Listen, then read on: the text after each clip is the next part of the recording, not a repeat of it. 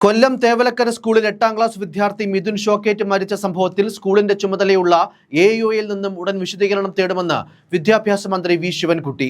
School തുറക്കുന്ന സമയത്ത് കൊല്ലത്തെ ഡിഇഒ പെൻഷനിലായിരുന്നതിനാൽ എഇഒ ആന്റണി പീറ്ററിനായിരുന്നു ചുമതലയെന്നും അദ്ദേഹത്തിൽ നിന്നും വിശദീകരണം തേടുമെന്നും മന്ത്രി പറഞ്ഞു. നടപടിയെടുക്കാതിരിക്കാനുള്ള കാരണം കാണിച്ച് മാനേജ്മെന്റിന് നോട്ടീസ് നൽകും. പ്രധാന അധ്യാപികയെ അടിയന്തരമായി സസ്പെൻഡ് ചെയ്യണം. മാനേജ്മെന്റ് ചെയ്തില്ലെങ്കിൽ സർക്കാർ ചെയ്യുമെന്നും മന്ത്രി അറിയിച്ചു.